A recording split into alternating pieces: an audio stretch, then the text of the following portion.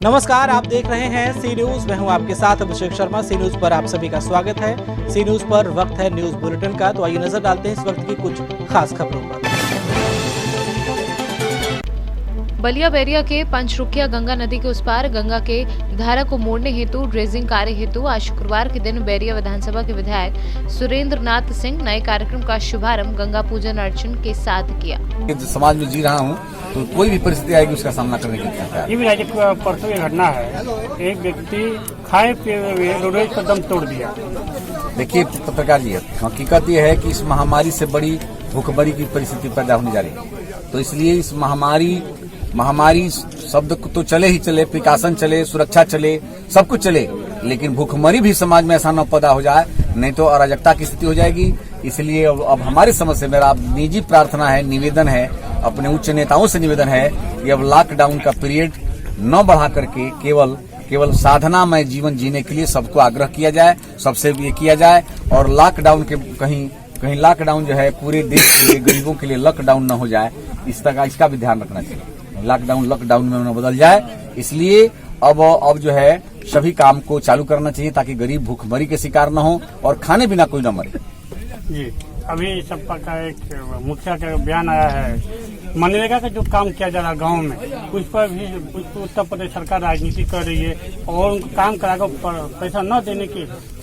देखिए, सपा के लोग क्या कहेंगे, जो उनका कल्चर रहा है उसके अनुसार से काम करेंगे। काम न करा करके पैसा न देने का संस्कार उन्हीं का है।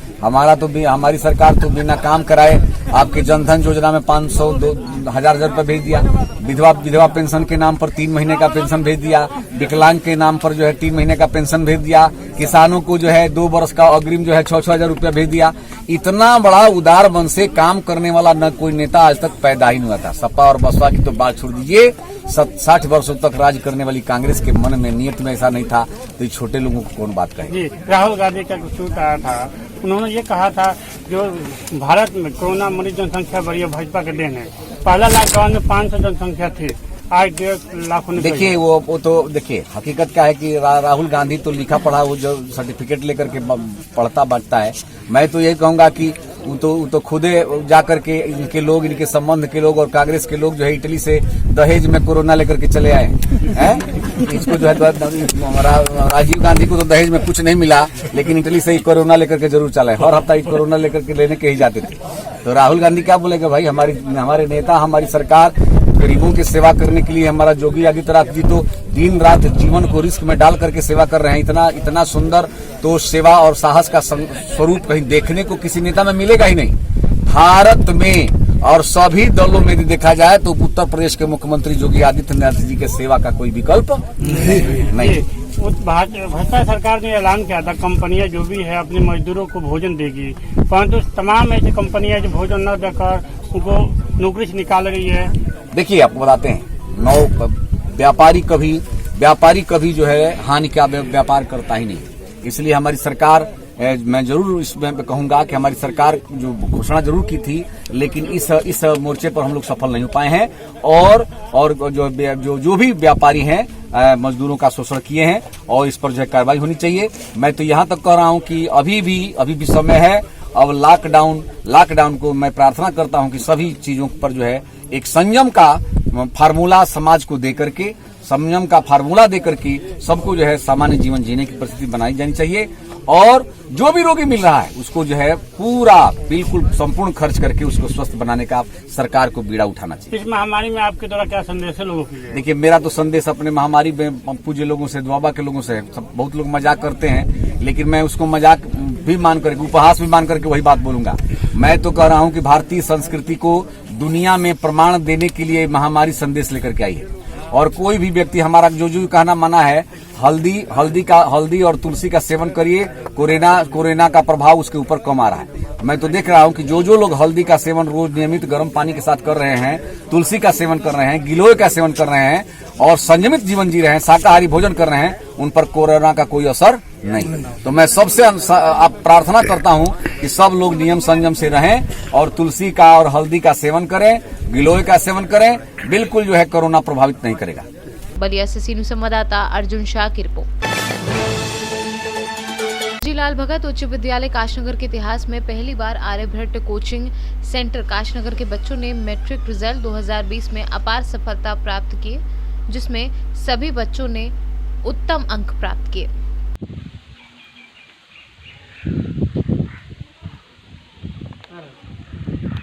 आपका नाम?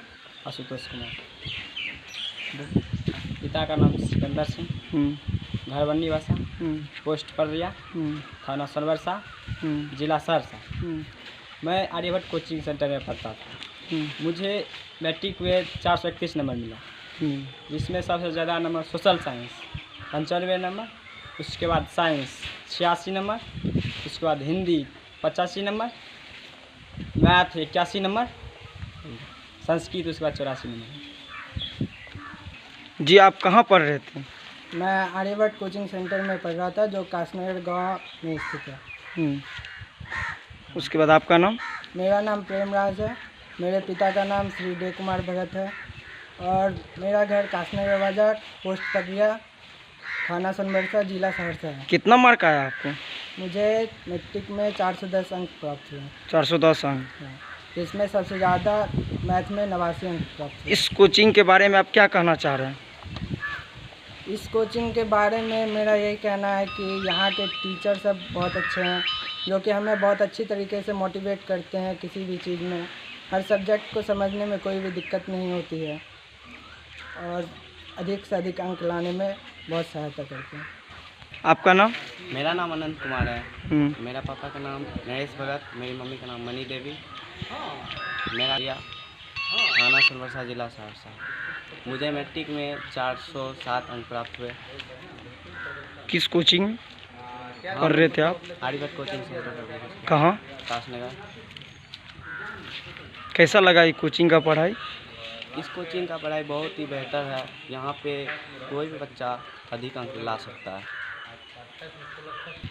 सर आपके कोचिंग में, हाँ, जिस कोचिंग में आप पढ़ रहे थे, उस कोचिंग में कितना विद्यार्थी पढ़ रहा था? मेरे कोचिंग में कुल 30 विद्यार्थी थे मेरे क्लास में, हाँ, जिसने इस बार मैट्रिक का एग्ज़ाम दिया, जिसमें से 16 विद्यार्थी फर्स्ट आए हैं। 16 हुआ। आपके साथ में जो पढ़ रहा था हाँ, सर? 16 बच्चे फर्स्ट किए हैं। हाँ, फर्स्ट किए। ये आपको मालूम है अच्छी तरह से?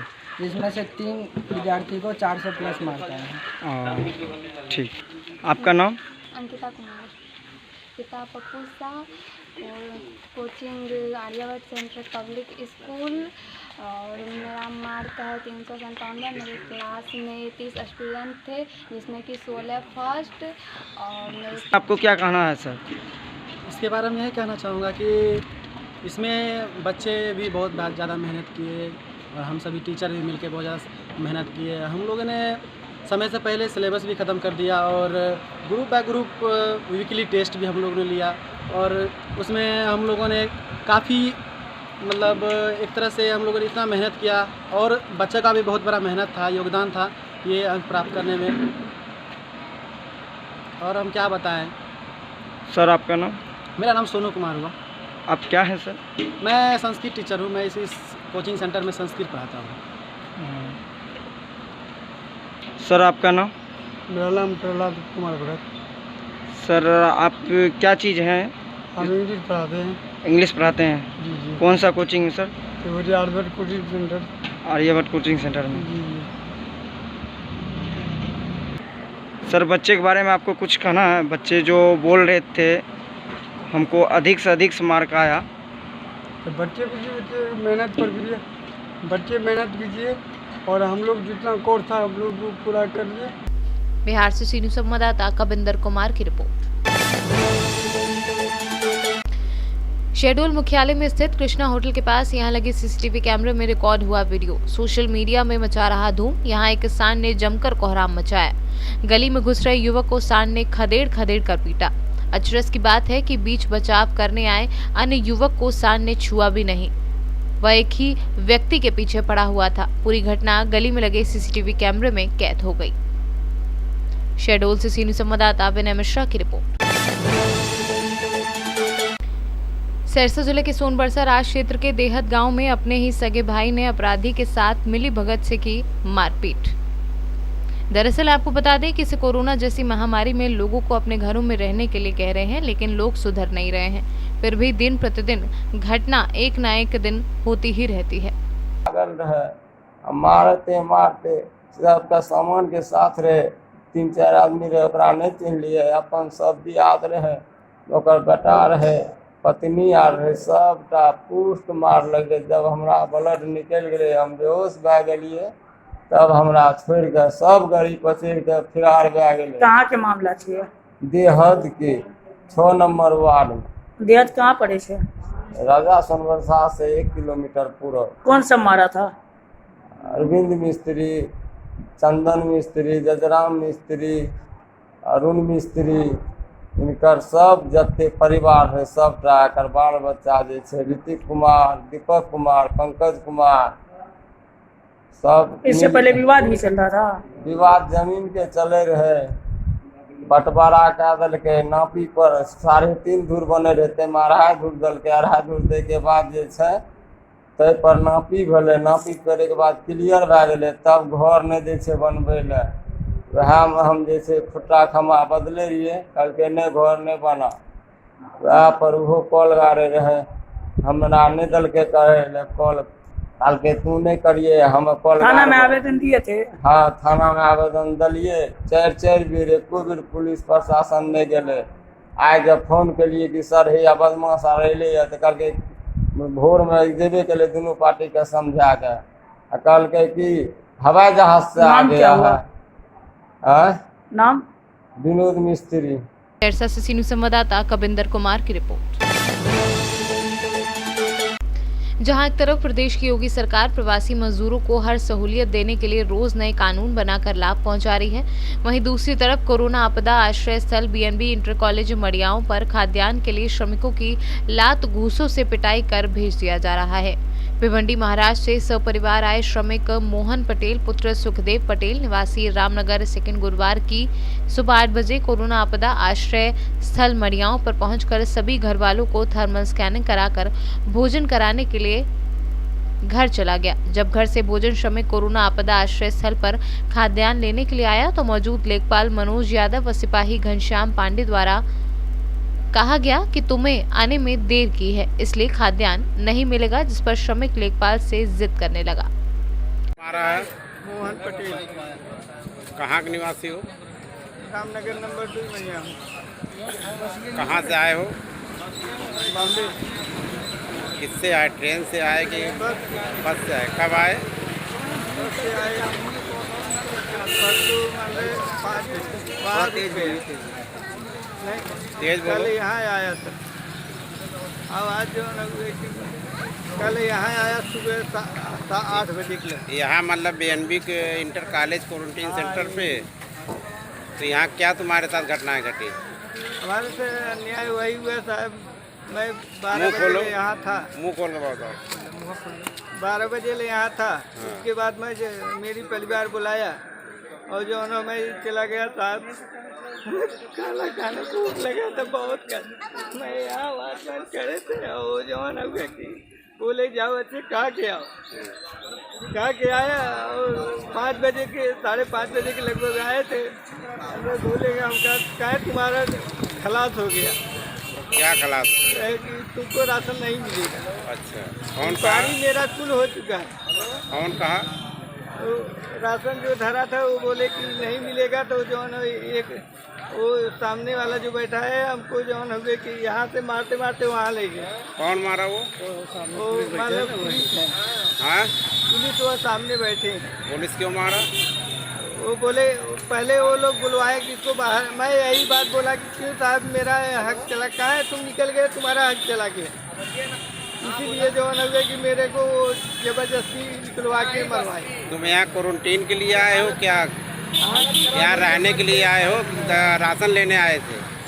राशन लेने आए। तुम्हारा परिवार यहीं रह रहा है? हाँ, मेरा परिवार सब यही। कै लोग हैं? 5 लड़की है, एक औरत है, एक लड़का। 5 लड़की बड़ी बड़ी। क्या नाम है सबका? नाम बताओ सबका। रेखा और मुनीता, सरिता, मनीषा, सरिता। जो मारा उसको पहचान सकते हो? हाँ जो सिपाही तुमको मारा उसको पहचान सकते पहचान लेंगे हो? कि आपने इनको राशन लेने ये आए थे, आपने बहुत मारा इनको। राशन लेने आए थे, ये अंदर गए थे, जो है वहाँ लेखपाल मना कर दिया, ये मान ही नहीं रहे, जिद कर रहे थे, वापस कर दिया गया इनको। तो आपने मारा कि? जौनपुर से सी न्यूज संवाददाता इकबाल खान की रिपोर्ट। सी न्यूज के इस न्यूज बुलेटिन में फिलहाल इतना ही। देश और प्रदेश की तमाम बड़ी खबरों को जानने के लिए आप जुड़े रहिए हमारे साथ और देखते रहिए सी न्यूज। हर खबर आपके साथ, आपके हाथ।